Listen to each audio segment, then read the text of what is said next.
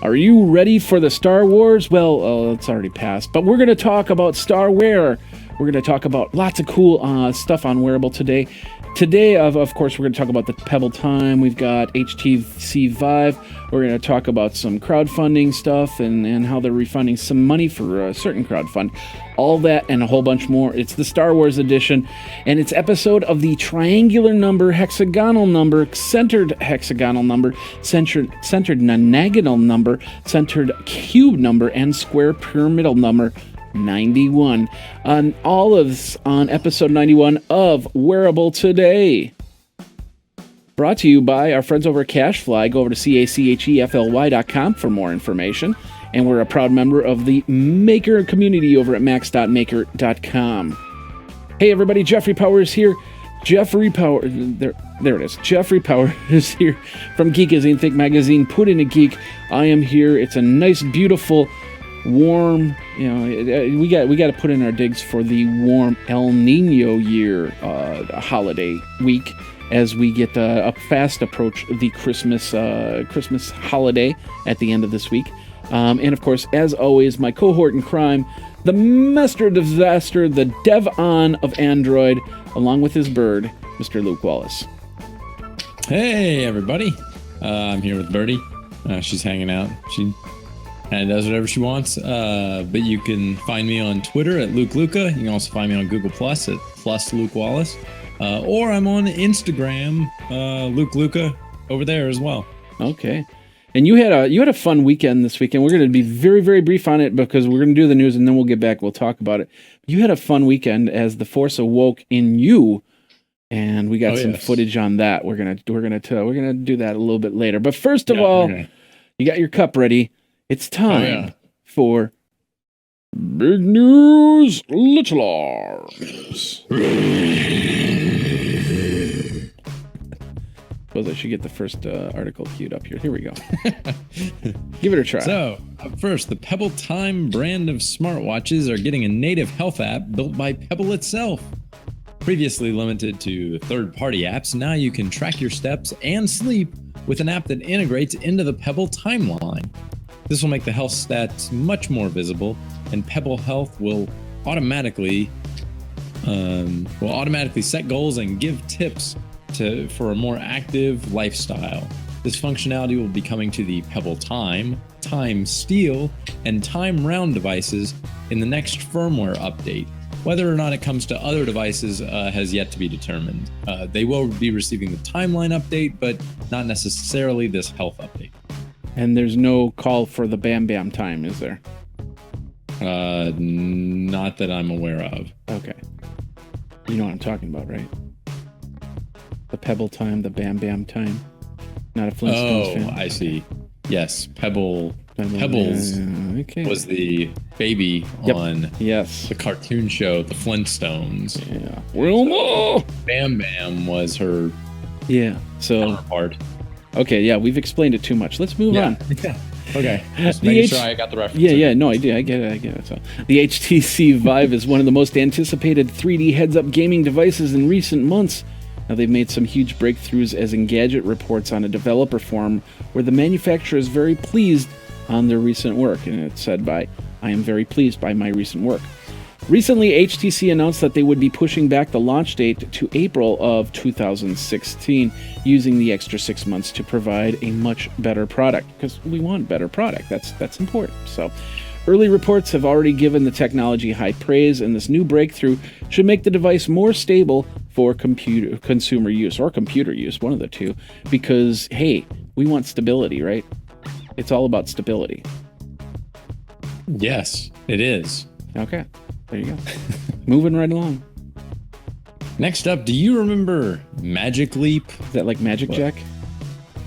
No, different. No. Magic Leap was a company that got $542 million. Oh, you got to do it like this. It's $1 million. All right, with the pinky. Okay. Pinky's up. $542 million last year from Google and Qualcomm and a bunch of other companies that kind of all chipped in to help did it, and then they kind of went dormant. Now they're back, and they're raising another they've raised another $827 million to continue their research and product development.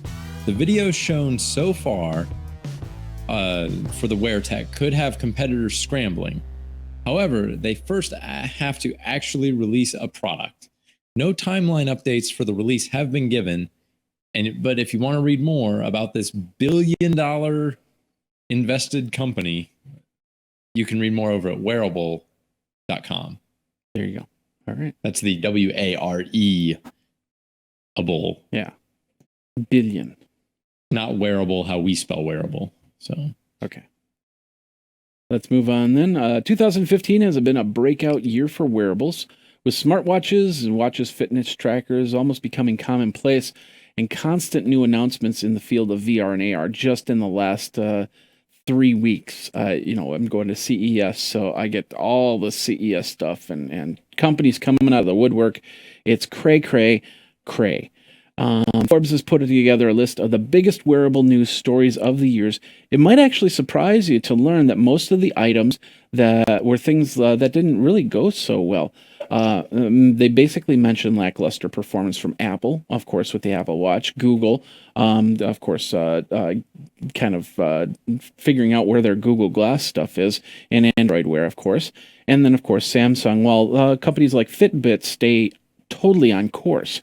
Now, will these companies make big strides for next year's, or will they rise to lead the pack and go from there?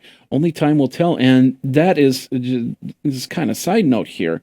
For next week's episode, we're actually going to be talking about, the year 2015 review and what's going to happen in the year 2016 for wearables. So we're definitely going to have our opinions on it next week, especially Luke's, because it's more important than mine. Oh, no, how it works. Not at all. Yeah, it's how it works. It really is.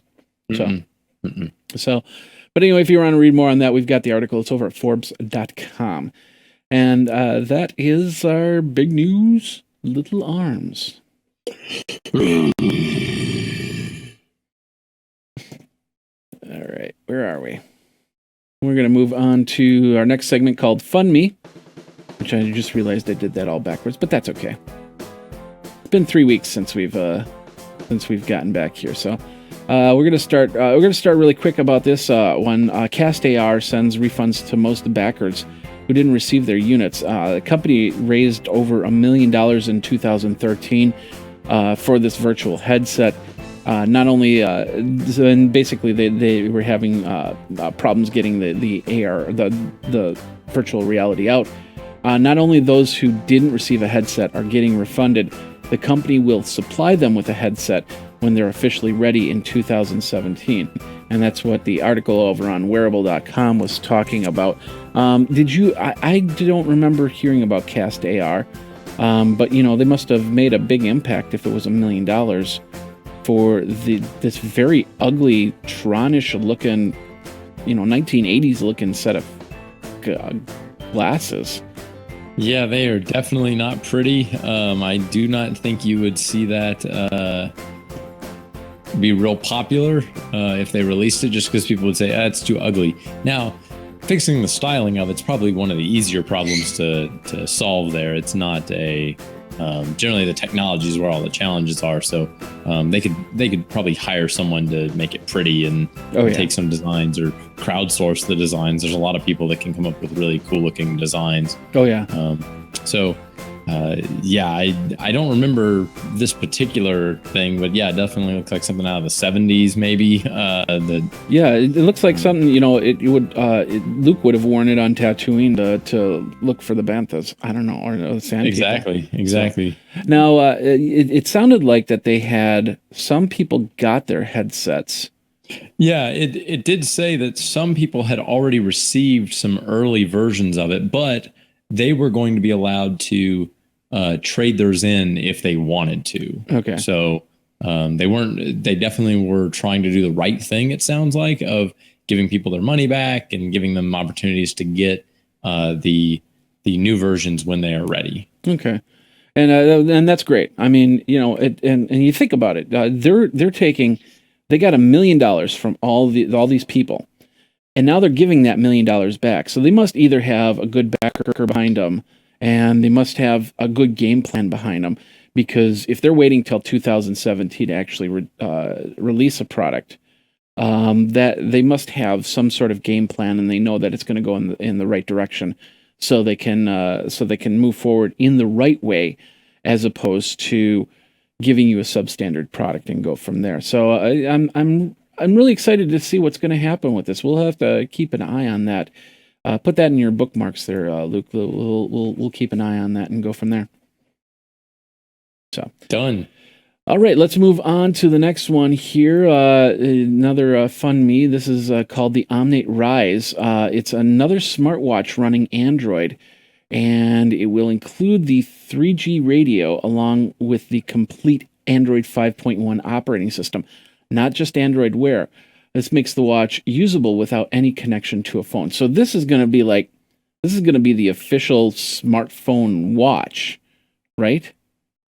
Yeah, this one's definitely different because it isn't just the same Android Wear stuff. This one actually has all of the Android OS on there, and I guess they're customizing it somehow, creating some custom software for it so that you can use it. I didn't read through every single thing it could do, but it looks like they're definitely touting a lot of its capabilities. How much you'd actually want to do on your watch is a whole nother thing, but being able to have a data connection from anywhere is a pretty big deal. Oh yeah. So that, yeah, you can go running and stream music, or you can even respond to, chats or, whatever, through your watch. So you don't have to, you don't have to carry your phone around. So maybe for going out at night or something like, you can just leave your phone at home because you know that I can get calls on this and I can respond to text messages, and I can maybe get directions to where I'm going. And there's probably a lot that you can do that you really don't need a whole phone for most of the time. Oh yeah, definitely. And the interesting thing about this is I'm looking at this right now. There's two. I mean, they're not asking for $5, which basically means, from what I'm looking at this, I'll bring up the page here again. From what I'm seeing here, this pretty much makes me think that this watch is already done. This is ready. They just need money to produce it. And the reason why is they're not asking for $5 or $10 as friends of backers or anything like that. They have two perks, and that's it. Yeah, $299 for the Omnate Rise Standard Edition, and then the $899 Super Early Bird Partner Pack, which is 5 units. And basically 5 units, so you could actually turn around and sell them for the retail price, is my guess. So it looks like it's something that is already there. Yeah, it's going to happen. Now accepting pre-orders up at the top above that a little bit. So I think at this point they're like, yep, you can't just pay $5 and get a sticker or whatever. You have to just buy the thing now. Yeah. Although I would still do it. I mean, if you think about it, that's just getting the email information so you can send them stuff. Because eventually, if they're interested to give you $5, they're probably interested to give you $299 or whatever when the watch comes out. So yeah, it'd be neat to just have a kind of like the GameStop pre-order, right? You just put down $5 now, and then it'll be like, then you can get a first in line once they're actually available in retail. Like once they're produced and people can just buy them outright. Yeah, you could be one of the first people. Maybe even a coupon code or something of like, hey, once they're out, you get a $5 off coupon code or $10 off coupon code, and you might as well just sell those things all day long. I think if I ever do a Kickstarter or Indiegogo, and I have the product for a couple $100, I'm going to have the $5 perk, and in the $5 perk, you're going to have a little sticker that says, all my friends pre-ordered the whatever product, and all I got was a lousy sticker for $5. Yeah, so, but that would be kind of cool. But anyway, we didn't. I didn't go through the video. Did you go through the video at all? No, didn't have time to go through and watch all that. Okay, so but basically, it hooks up to the Apple App Store. It hooks up through the Google Play Store. But the real question is how much of the Apple framework can be put on here. You probably won't be able to get a lot of the apps. This will probably just be a Twitter, Facebook, text message. You got a phone call coming in or something like that. Simple GPS. You want to use the compass or something like that. You can do that. It's also water resistant, stainless steel, and it does have a microphone and loudspeaker. So, but here's the bigger question: do you think that it will replace the phone at all? And so, just let's say 1% of the phone usage. Do you think that that something like this will actually replace a smartphone? I think that there is a very small segment of the population that it might be useful for. People that I would say probably more the very young or the very old is probably where you go, because people that they're not really into apps. I know kids can be into videos and stuff like that, but maybe parents don't want them to have a full phone, so they just want to limit them. And then on the other end of the spectrum, you've got people that are like, I really don't need to be able to do that. If I can call people and get messages from them, like that's about all I need. And if it's something that then they can't lose because they wear it as a watch, maybe it's something that could do that. And there may be some utilitarian aspects to it of, I don't need a phone in my pocket. I just need something on my wrist while I'm working, that kind of thing. Like, so I could see there being a segment of the population where it would completely replace their phone. Yeah. But could it be? It's probably going to be small. I'm thinking that it would also be a great way, of course, not this version, but, they have a kids version where you have the cellular service, but the cellular service, it's like those big button phones that they tried a few years back where, the child will have the watch on, and the only options they have are an emergency option and to call call friends and family, whenever you program on there. But other than that, yeah, you're absolutely right. It's interesting to see, and we'll see how this progresses from there, and we'll keep you abreast. If you have any thoughts on this, feel free to let us know. Twitter handle is Wearable Today, of course, Luke Luca or Geekazine, and we'll keep you abreast of that situation and go from there. So, and that was our Fun Me Today, part of the Big News Little Arms. I did it again. Oh my God. You guys didn't see that, but Luke grabbed the cup.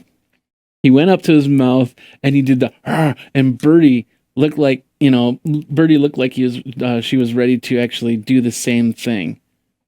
She's like, is this now she's grabbing it. Now she's grabbing at the cup, but no, it just looked like she was roaring. She was roaring into it. She's like, and then it's like, no, I want the cup. Give me cup. She's trying to bite it, but it's just like, I can't get my mouth around it. I have to grab an edge somewhere. No. She's like, I'm gonna get that thing. That thing is pretty bad. I don't think so. So okay, well, now we have to ask this question. Luke, you had a pretty good weekend, and it all started like this. That's not how it started, but yeah. Now watch this. Watch it. They're dancing to Uptown Funk. Oh, what was that in the background? That was a little spin. Wait a minute. Let's see that again. Oh, let's see that again. Oh no, yeah. Luke is just. Oh, let's zoom in on that one. Oh wow. Okay, so Luke is just. He's got the spin going there. That's. You got some moves there. They had a nice slick floor. It was. A nice slick floor. That's how that works. So anyway, yeah. So yeah, you're officially with the 501st, correct?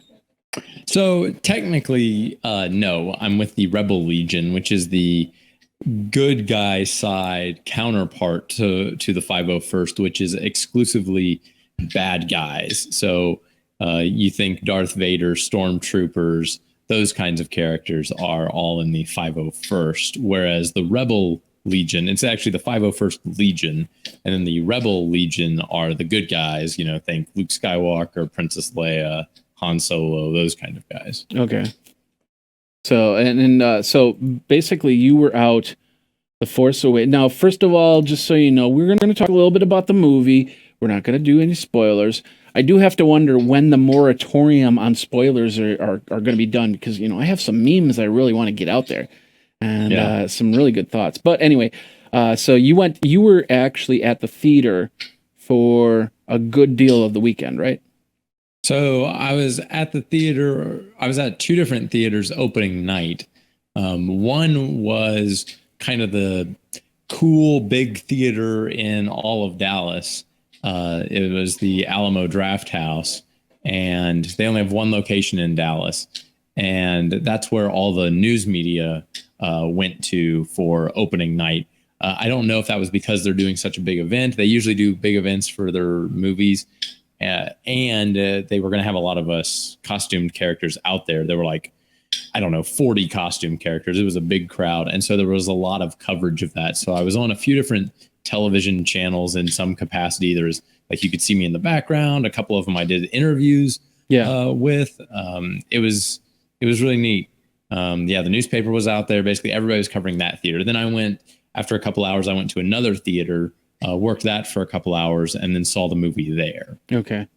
Did you see it like IMAX or something like that? No, or? Didn't see it in IMAX or 3D. It was basically just standard 2D viewing. So it was fine. I haven't heard that the IMAX was great, but I haven't heard. I don't know if I've talked to anybody who actually saw it in IMAX. See if there were like any scenes that were just really, really cool. I think they shot a few in IMAX, but I don't know which ones. Well, we saw. First of all, we went to the movie theater at 6:20 in the morning on Friday. On Friday. Yeah, on Friday, because for those of you who don't know, I spent 10 days in London, which is why we didn't have a show for the last couple weeks. And then last week my back went out, which is why we didn't have a show last week. But my back's better now, a lot better. It just it was weird. But anyway, the whole point is that I didn't pre-order tickets because I didn't know where we were going to be for funds or anything like that, because it was pretty expensive to go to London for 10 days, even though it was for a conference, and a lot of that got covered through the conference. But then we spent like 3 or 4 days going around the streets of London, which was awesome. And I'll tell you guys about that in some other time. If you want to talk about it, let me know, and we'll get on and hang out and do that. But the whole point is that so I decided to look around for times. 6:20 in the morning was the only time that we could get in. We could actually get seats together, Jennifer and I. And it was really interesting because it was a packed theater at 6:20 a.m., which we love. But when we got to the theater, it wasn't as packed. So I'm guessing that people got seats the night before and ended up canceling their seats the next day. It was still packed, don't get me wrong. It just it wasn't as filled as we wanted it to be. So, but we saw it in 3D, which is one of the things I don't normally do. And we saw it wasn't IMAX, it's the Marcus Theater chain, and so they do this DLX system. I can tell you, and this is the 3D where the 3Ds are pretty close together. So if you take the glasses off, you see a slight blur. Not too bad. But when you put the glasses on, it works really well. If you turn your head back and forth, you don't get the lines or anything like that. So for the 3D, I was pretty impressed with it. I do want to go see it in 2D just to see the difference. And yeah, I definitely want to go see it in the theater again, and go from there. And I think that's the gist of where I'm going to leave it at that, because the last thing I want to do is have people unfriend us. Yeah. So, but no spoilers. Did you? What do you think of the movie? I thought it was really good. I saw it again on Friday with all my coworkers. So that was a neat experience too. One, just to enjoy it with a bunch of people I know, and then be able to talk about it afterwards. But seeing it a second time, there were even more little, nods to other Star Wars movies and just things like that. I don't want to go into too much detail, but and then there were things that were said in the movie that reference things later in the movie that I didn't pick up on the first time, but upon a second viewing, knowing where it was going, it was like, oh, they're actually talking about something else that's going to happen. Like, okay, this is pretty neat. So it was interesting to do it. So yeah, I don't think anyone needs any encouragement to go see it twice. But I don't know. There were a few people. I don't know if this is a spoiler or not, but from the books to, and it's any TV show or movie. If you have a book of it out, you know that there's a chance that it's not going to follow in the movie. Mm-hmm. And I'm not going to say here nor there on that, but I bet you there is a group of people that go, this is how it happens in the book. Should be how it happens in the movie. Whether it happens or not, you'll have to find out. And mm-hmm. whether they love it or not, you'll have to find out there. But one thing that I will say is this, and this came from a post from a friend, Anthony Quintano, who just moved to Hawaii. That's a really nice, congratulations, Anthony, on the new gig. But Hawaii, that's 6 hours away. Hello. The whole point is that he said, there's points where I liked it, and there's points that just kind of were. Mm-hmm. And I said, well, you got to remember one thing that happened during this whole thing. And that was that Harrison Ford got into an accident and was out of commission for 2 months. And they were building a lot of things where he was in scenes. And when you take that main actor out for 2 months, and they didn't change production dates from what I understand, all of a sudden, this is they've got to scramble and figure out what to do. So with the fact that he navigated a plane out of harm's way, got hurt, got better, and was in this movie is just phenomenal. And there were probably some scenes that they didn't do simply because of the fact that they didn't have time to record them or whatnot. They probably did them a different way. Maybe there's scenes where he was supposed to be like standing and walking around and talking or something while they were doing some scene, and in the actual movie he's just sitting there or something like that, or standing still when he's actually like sitting on a stool or something instead of standing or whatever. Yeah. Who knows? Like they probably came up with some stuff, but I'm sure they had to scramble to adjust all of the scheduling of like, well, we're going to shoot this thing that we were going to do in 2 months. We're going to do that this week. So yeah. Or it's like it's like in the first or episode 4 when they were going to introduce Jabba the Hutt in episode 4, and that person was a human being, but when Jabba the Hutt for Return of the Jedi became this big blob slug, they had to figure out a way to do that. And when they digitally remastered it in 4 again, they replaced the guy. Unfortunately, the actor is like, oh, there's my chance gone, and now I'm a big slug. So anyway, but it takes a little bit more production, but with all of that thought in there, I thought it was a great movie, and we'll leave it at that. There is going to be a point where I'm just going to say moratorium over here. If you haven't seen it, that's too bad. Yeah, I think you got to wait a couple more weeks. Yeah, just to be.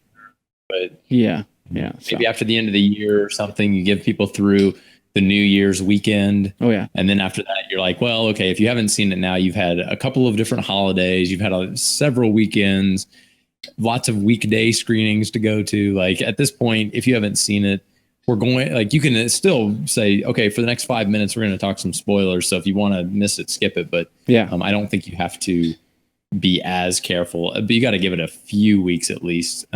Wait till it hits. You got to wait till it hits at least $1 billion. So it only made $500 million this weekend. So the funny thing, this is going to be the funny thing. Every Miss Universe pageant, Steve Harvey.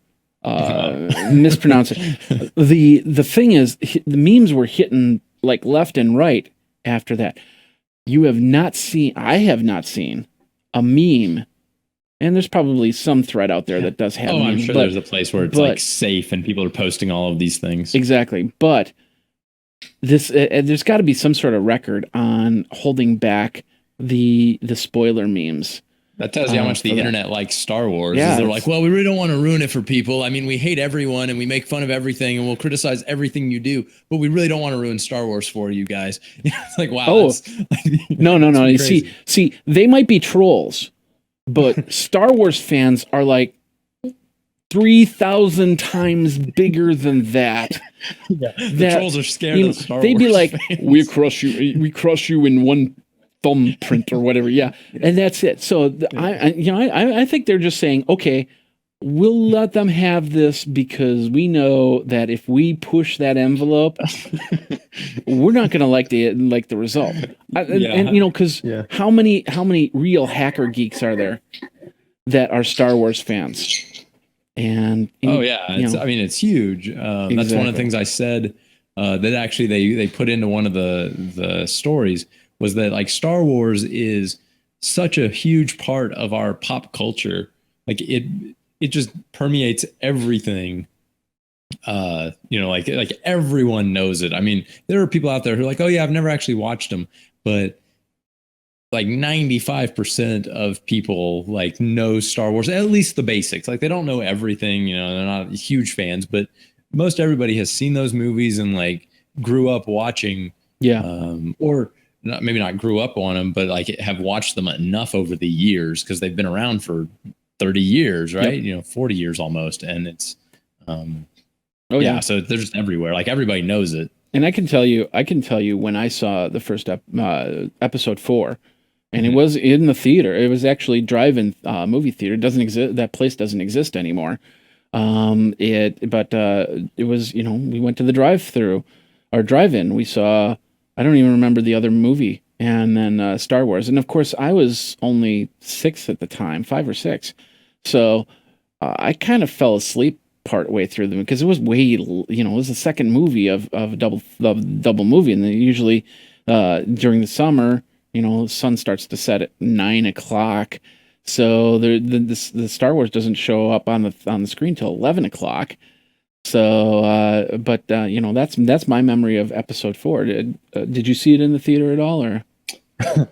I wasn't born yet, so I couldn't see the first one in the theater. I didn't actually see any of the original 4, 5, or 6 in the theater. Okay. I was old enough that I probably could have seen them, but I don't like. We never. Like my parents were like, I don't want to take a kid to a movie. Oh yeah, no, you get that. We watched them on videotape, like growing up, just all the time. Yeah. So. Yeah, so I saw all 3 in the movie theater, especially Return of the Jedi. That was the big thing. I mean, Empire Strikes Back was okay, and it had its big release, but it was okay. Return of the Jedi was just that was the first time I really experienced fandom when it came to that. Awesome kids movie. Like almost like everybody in like our generation has very fond memories of that movie. Yeah, definitely. So. All right, well, wow, we could go on and on about Star Wars, but this isn't called Star Wars today. This is called Wearable today, or the episode name is called Star Wares. So, and we're going to talk about that's going to be the focus. But first of all, we've got to pay some bills here. And if you would like the show, support the show. Appreciate that. First of all, let's go to the socials. Wearable Today, Twitter.com, Facebook.com, Wearable Today, YouTube.com. This Week in Google Glass. They won't let me change it, so that's how it's got to work. So, and then of course the bandwidth for non-YouTube, the bandwidth is brought to you by our friends over at Cachefly, CACHEFLY.com. If you're a podcaster, you can check it out. 14-day free trial, 1 terabyte on them. So, and of course, if you're an average audio podcaster, that's perfect. If you're doing video, it's perfect too because their CDNs are super fast. I can record this stuff in HD rather than a 360p, and you can get it to your desktop, to your mobile device. Very easy and very nice. And of course, our deals over at wearabletoday.com/deals, where you can get some cool stuff. Like, for instance, once this flips, there you go. They have the Samsung Gear. It's a little bit late for Christmas. Post-Christmas stuff, you can still order them today and get them by Saturday or the next Monday or something like that.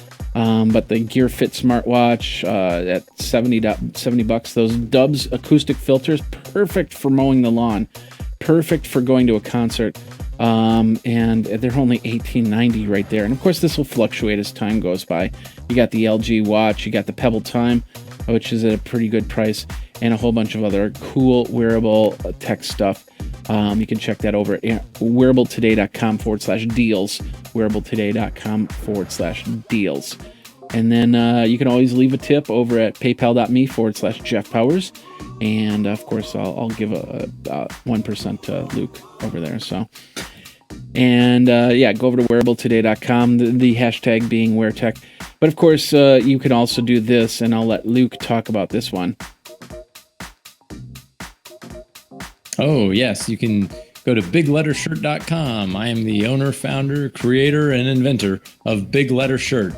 And use code Weartech for 10% off. 10% off. There you go. Yeah, it's pretty good. And free shipping on every order. So, it's just right off the top. We got a lot of orders from that. You got a lot of shirts making up? No, I have not gotten a lot of orders from that. So fake it till you make it. Yes, you got a lot of stuff. Lot. No? Okay. Well, people need to take advantage of it because it's a good deal. There you go. So, all right. So, and one more thing before we move on to the next part of the show, and that's what's coming up in the next few weeks. So, next week we are going to have. This week we're doing a show on Tuesday night. Next week we're doing a show on Tuesday night because we're going to be with friends and family celebrating the holiday. Basically a holiday weekend for us. I don't know if it's going to be a holiday weekend for you, Luke, but you'll have Monday off. So I'll give you Monday off. You like that? Okay, perfect. Thanks. That's very nice of you to do. You're welcome. I try.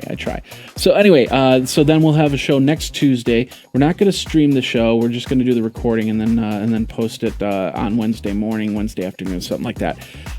Then January 3rd, I go to Vegas and Consumer Electronics Show. I'm going to try and do some wearable videos. So I'll spend a little bit of time in the sands and get some quick, probably some phone stuff. Friends over at Verizon are going to supply me with a phone, which I'm going to do a lot of video through. And hopefully I'll be able to produce that and get that up as quick as possible.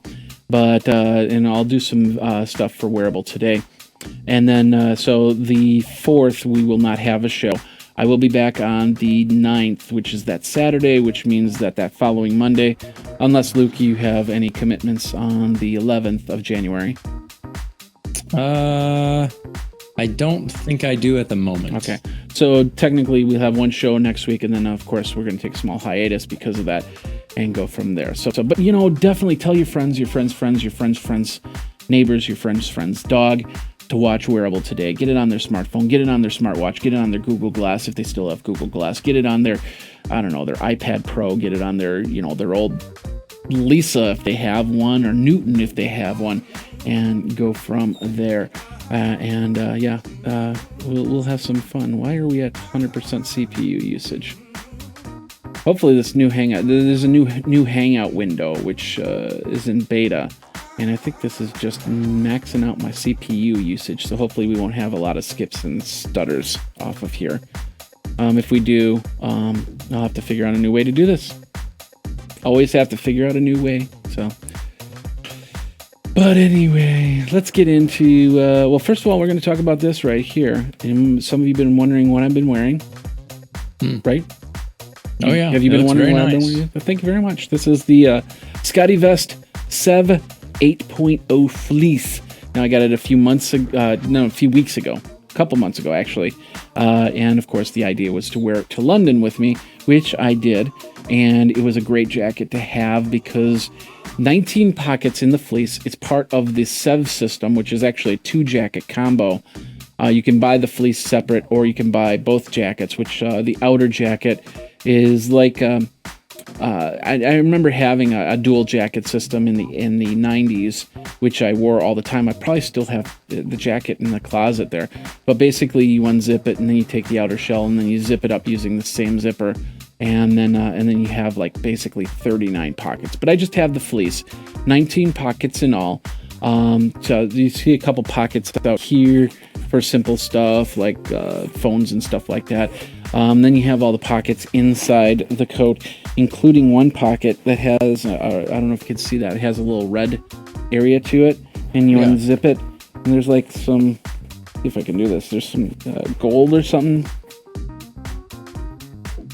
You see that right there? Yeah. So this is an RFID pocket, which means that anything I put in here, if somebody's trying to scan cards or something like that, they won't get through there.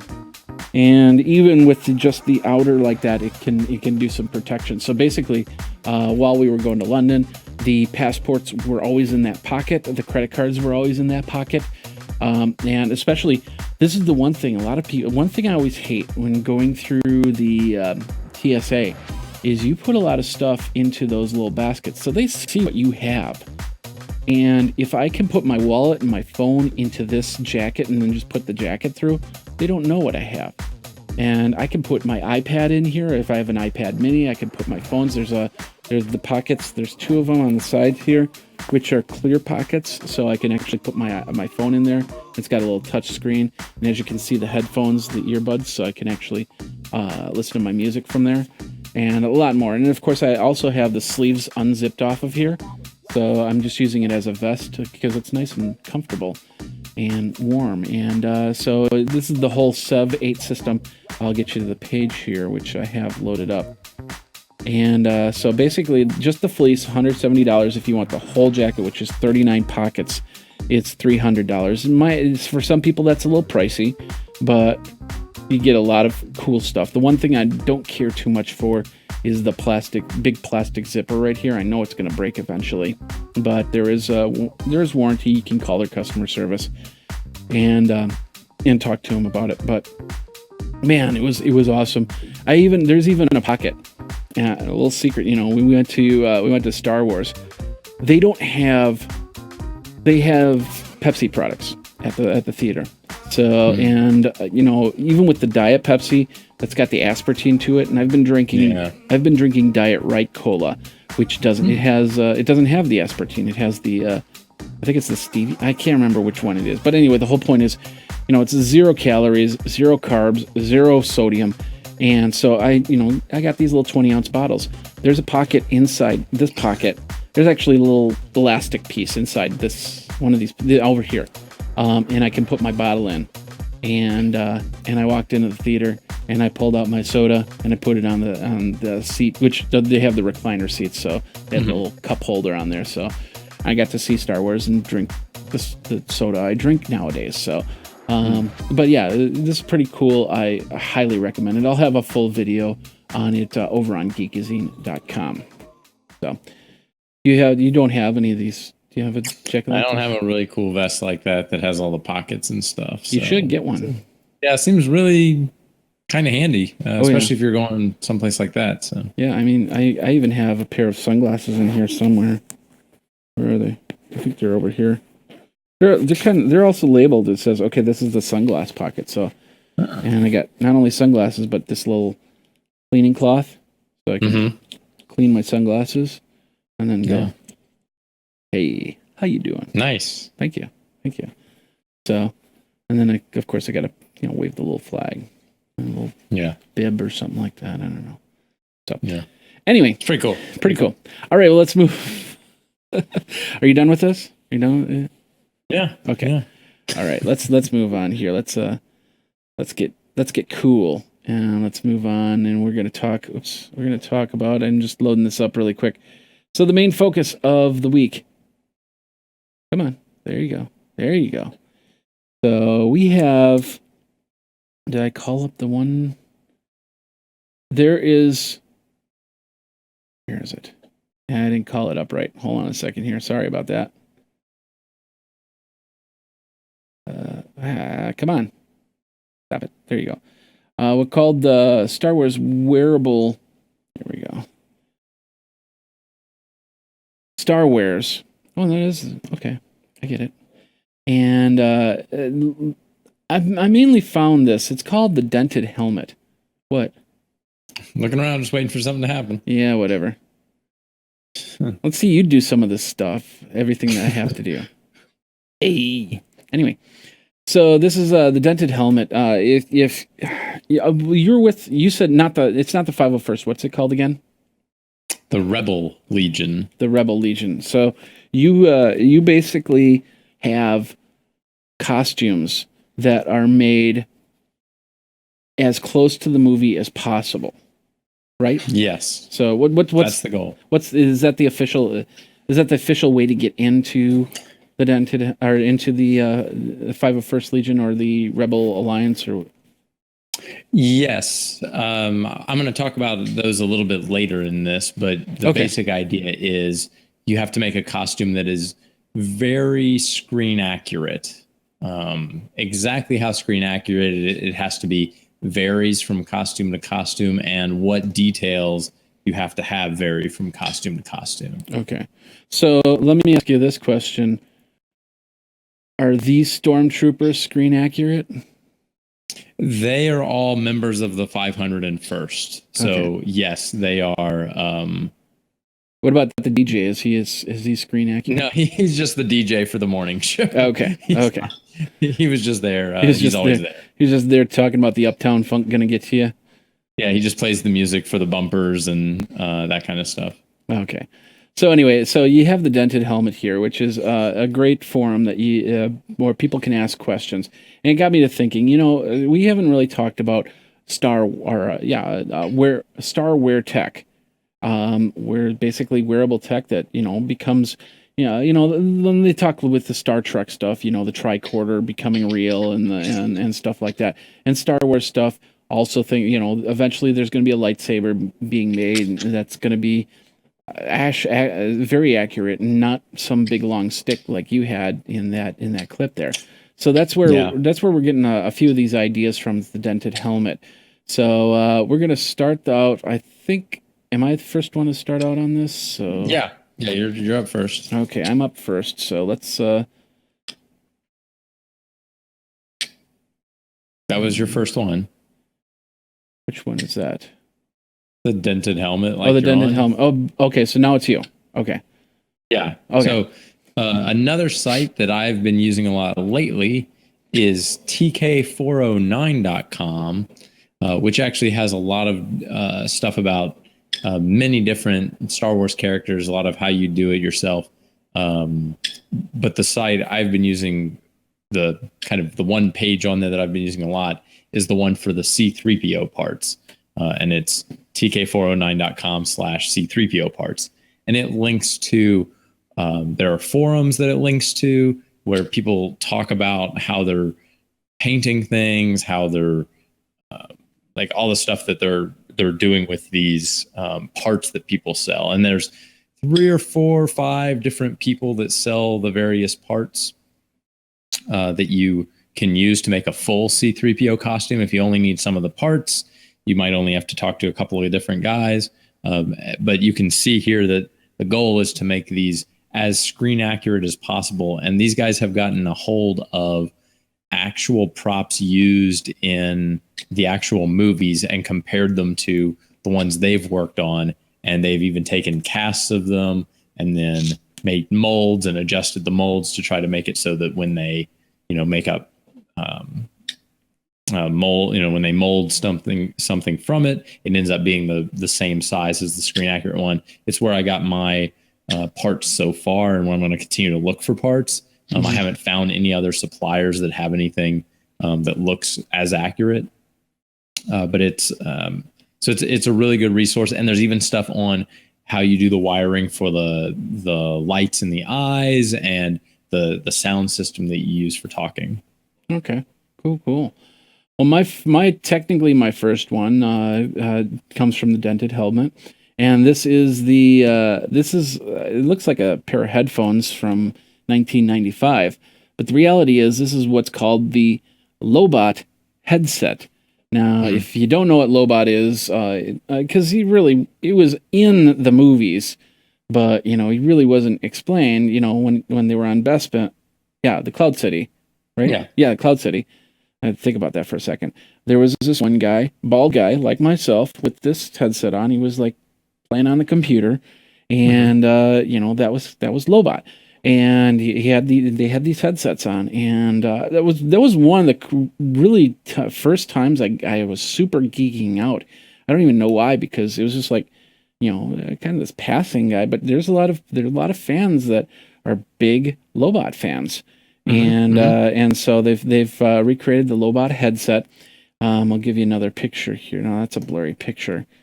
But let's do the front picture here.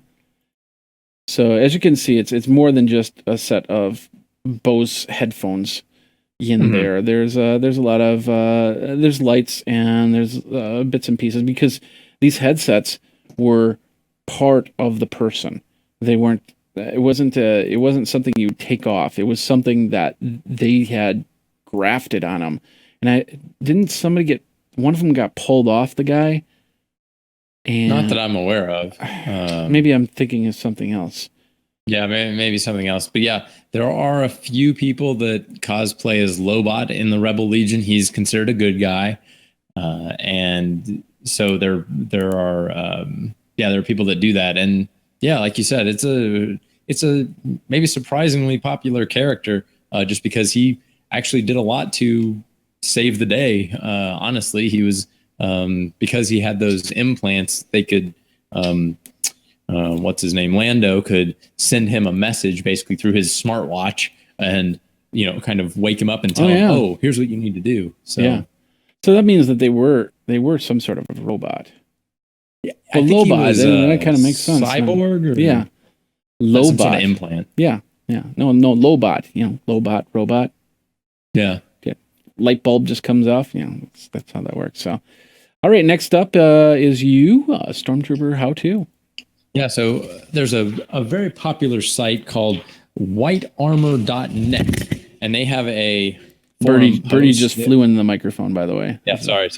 So whitearmor.net, and it's the place that if you were to ask any of the stormtroopers on the 50, who are in the 501st, it'd probably be one of the recommended sites. It's where a lot of people go from the 501st to get pieces and also read how do you put these things together? How do you paint them? How do you, how do I make a gun, a blaster to carry? How do I, make these other things and, any little accessories and stuff. And so it's a really great resource. I will say that the classic Stormtrooper from the original Star Wars trilogy, which basically all look like what you see there, they are some of the most popular and most requested characters that you will see just anywhere. It's very hard to go somewhere as a stormtrooper and not be recognized and just be mobbed by people who want to take their picture with you, especially when it looks as good as these do, where it's very, very screen accurate. There are I'm sure the people that have it will point out, various little things that are missing, but they do their best to look just like they walked off the movie set. Oh yeah, definitely. The first couple pictures, I was trying to figure out if that was. I'll go back up there. I thought that they were actually the figurines. Oh yeah, they look. Oh, these are reference photos. These are ones that they took of the movie people, and these are the ones they're trying to match or something. Yeah, but these are actual outfits that they've already made, and it's amazing how accurate they are. And you're absolutely right. I mean, I'm in Madison, Wisconsin, of course. We all know that. But on the other side of Madison is Aaron Yonda and Matt Sloan, who created Chad Vader, daytime manager, whatever it was. And of course, Matt Sloan has become the voice of Vader for many of the games and many of those animated things for the last, I'd say, what was it, 10 years or something like that. So they have a lot into the Star Wars franchise. And, their outfit for Chad Vader is technically not supposed to be as accurate, but it's very, very close.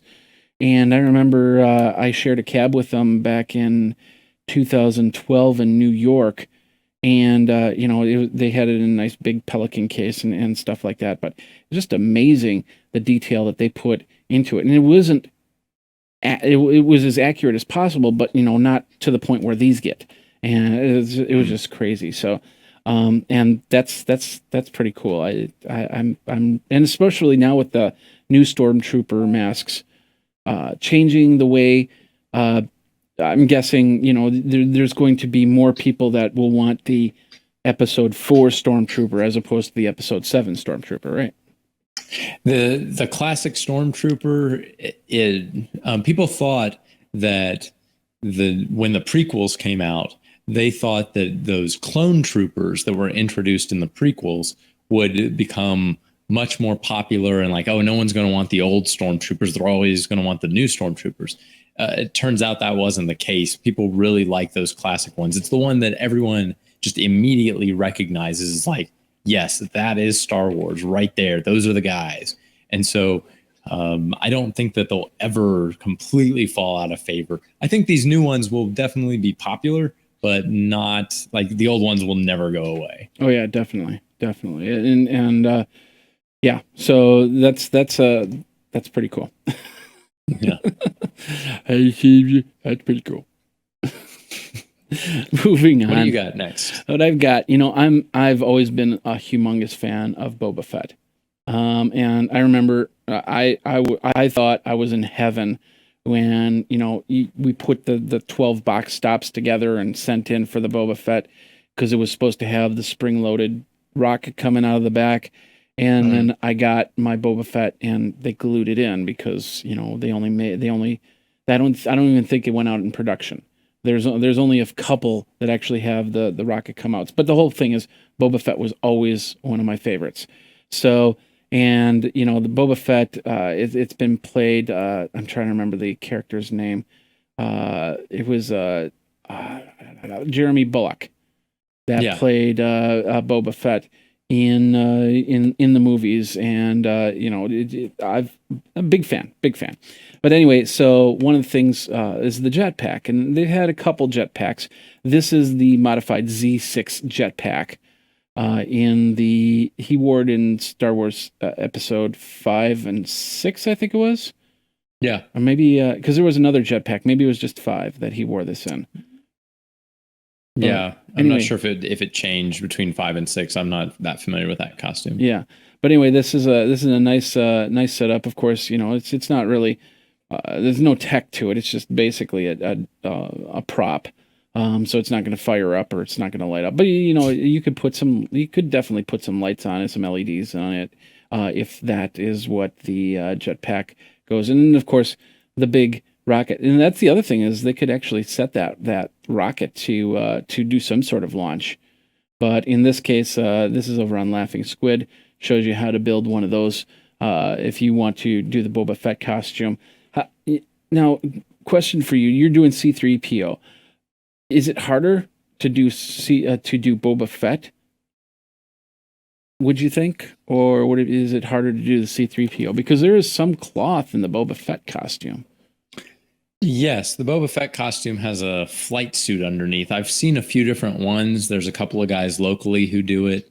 There's also a really, really good one from a guy down in Austin that is just, I've seen a lot of them, and his is the best. It really looks like I cannot tell the difference between it and the movie one. And I've talked to him about that, and he says that he's worked on it a lot, spending thousands of dollars over the years to buy parts and then see that they're not quite right and buy new parts and other parts and then repaint it and buy more parts and swap out things and then redo this and stuff. And you can just spend unimaginable sums of money on it.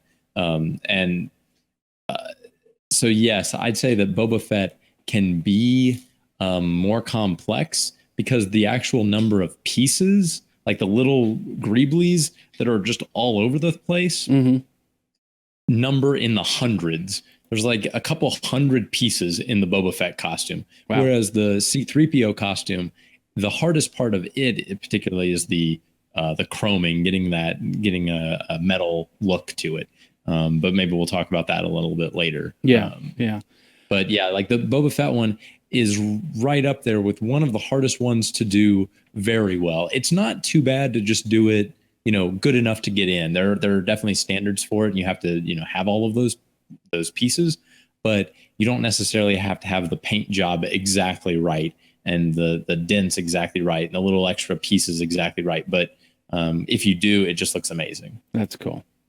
So, all right. Well, we're running close out of time, so I'm going to have you go through your other two because they're kind of together. And you'll start with the Rebel Legion first. Yeah. So we've been talking about this Rebel Legion group that I've been a part of now for about a year, or a little over a year. And if you just go to rebellegion.com, it has tons of resources there. It has a list of all the standards. It has a list of all the bases. It has links to the forums, which are free to join. And you can just read through them, read through all the different characters, look at just what people are talking about as far as how to build certain things. You can, sign up and ask questions, take pictures, and build your own. I'm assuming there's also an area where you can show off your costume and in the forums, lots of people are showing off like, hey, I just added this piece, or I just built this thing, and here's pictures of it, and here's like pictures of how I made it, here's descriptions. And so there's lots of how-to kind of articles in there. Just it's a vast resource for all the good guys. And then likewise, they're at 501st.com, 501st.com. There is the 501st Legion, which is the bad guy side, and it's the same kind of things. There's all the costuming standards. What's really cool there is you see like they show like that. Those are actual members of the 501st posing with J.J. Abrams at the premiere of the movie in Hollywood. Nice. So those are the kinds of things that you get to do if you build the right costume and live in the right area and do that all. They had to do all of that before the movie came out. And this is my favorite one. Weird Al Yankovic was part of that, and they got to pose with pictures with the girl Layla, right? Yes, Layla. She was one of the. Is she one of the youngest to the 501st, or she would be an honorary member. There are certain age restrictions that they have on it for legal reasons, but basically they made her a stormtrooper costume. A very good one for her size. Obviously, there were no stormtroopers that size in the movie, but they did their best to adjust it to fit. And so, they made her up and made her an honorary member and got her in to see Weird Al when he came through the local area. Yeah, and then so they do a lot of stuff like that. So it's definitely a good cause. Both of the organizations are actually nonprofit organizations that raise money for charity is really their primary goal. It's fun to dress up, but they actually like the 501st, their catchphrase is "bad guys doing good." Yeah. And so they raise thousands of dollars, like at one of our local conventions, sci-fi conventions recently, we raised over $4,000 for, I think it was Make-A-Wish, the Make-A-Wish Foundation. And so, it's really not, it's a lot of it is about fun and costuming, but it's not about making money for ourselves. We're legally not allowed to accept payment to appear anywhere. So don't think that we're doing this and it's like, oh, then when you get on TV and you make a lot of money, it's like, nope, actually we're not allowed to make any money from it. But we can raise money for charity through those those actions. You're not like Times Square Elmo. We're not like Times Square Elmo or Times Square Spider-Man where we're out like saying, hey buddy, you want a picture? Here's it, we'll take $1. But we will say, hey, you can get your picture with Darth Vader, and we will take a very nice picture of you with a very nice backdrop, and somebody volunteers to come out with their DSLR and they upload all the pictures onto the internet, and so you can download them for free, full resolution, and then we have a donation bucket and say we're taking, we're accepting donations for whatever the charity is, Make-A-Wish or Boys and Girls Clubs, or kind of whatever the local chapter is raising money for at that time. Okay. And then people will say, yeah, this is kind of something that you would expect to pay for. I'll donate, I don't know, $2, $5, $20. And then they can go and download all the pictures and they're perfectly happy with that. That's cool. And so, but it raises a lot of money that way. That's cool. Speaking of which, you made a big point on doing this in the back, and unfortunately, the Wearable Today bug is actually covering it up. But in the background, you have Darth Vader. Is that Darth Vader? Yeah, there's a little Darth Vader.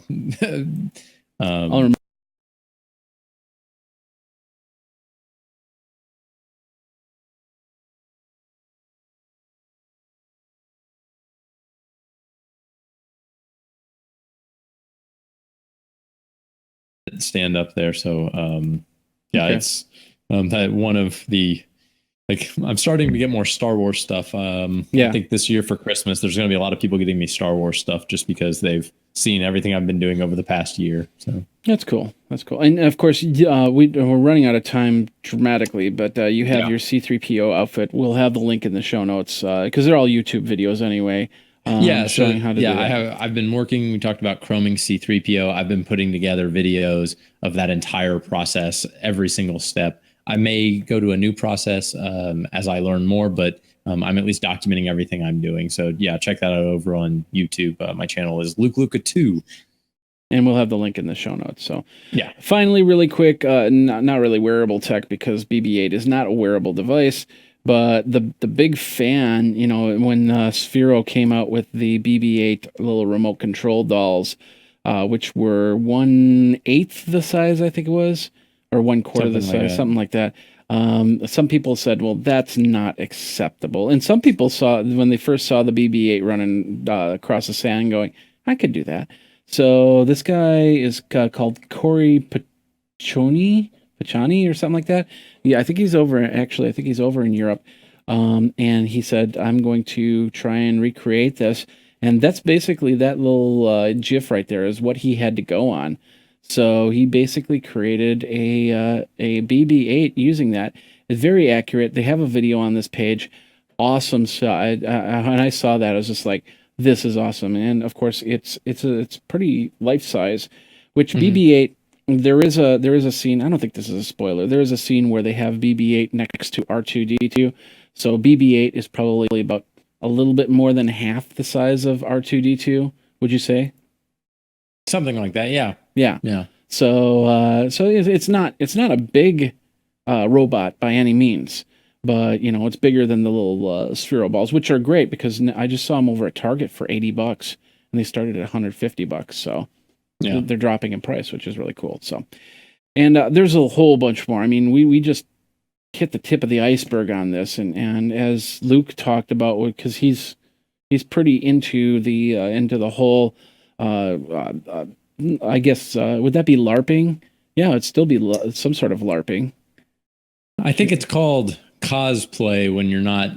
Well, yeah, I suppose when you're not battling. Okay, cosplay. Okay. I gotta remember all these terms. So the whole, excuse me, the whole point is that, you know, if you have questions about accuracy and where to go, this guy is going to be the person to tell you. And yeah, go ahead. You were going to say something? No, I was saying, yeah, I've learned a lot over the past year, probably more than anyone needs to know. But yeah, reach out to me on Twitter, Luke Luca, or Google Plus. I post pictures and videos and stuff, and follow me on Instagram if you want to see Star Wars selfies. There you go. All right. Well, speaking of which, where can tell people where they can find you? Well, you can find me on Twitter, Luke Luca. Down here, you can see it, or Google plus Luke Wallace. Like I said, Instagram, or over at biglettershirt.com. Boom! Use code Weartech for 10% off. I like using that. So anyway, and of course, you can find me over at Geekazine. Think Magazine or Gagazine. Think Gagazine. Put in a geek. That was weird. So, Think Magazine put in a geek, that's Geekazine, and that's my Twitter handle. That's the email, geekazine@gmail.com, or Jeff@wearabletoday.com, Luke@wearabletoday.com, Birdie@wearabletoday.com. I think all the emails, we moved over to a new server, so I think all the emails are now working, no problems there. And then, of course, you can follow us, once again, the socials, Wearable Today for Twitter, Wearable Today for Facebook, but This Week in Glass for YouTube. And see all the episodes. We've been doing this for 3 years, and we're coming up to season 4.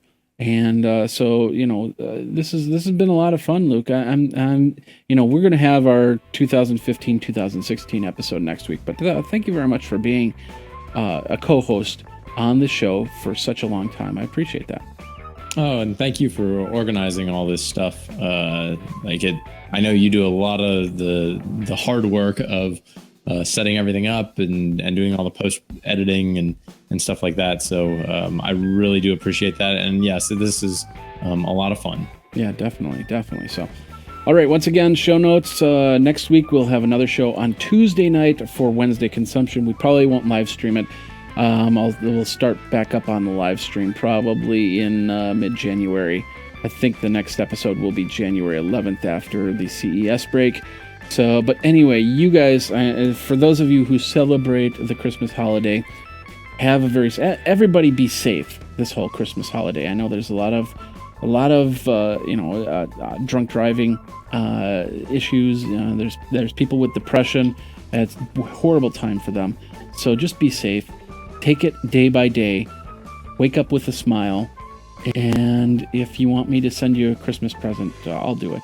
If that helps make your day, because I want to see you here next week for another show. So thanks a lot for watching. Thanks a lot for listening. You guys geek out. We'll see you next time. This has been another episode of our fun show called Wearable Today. Take care, folks.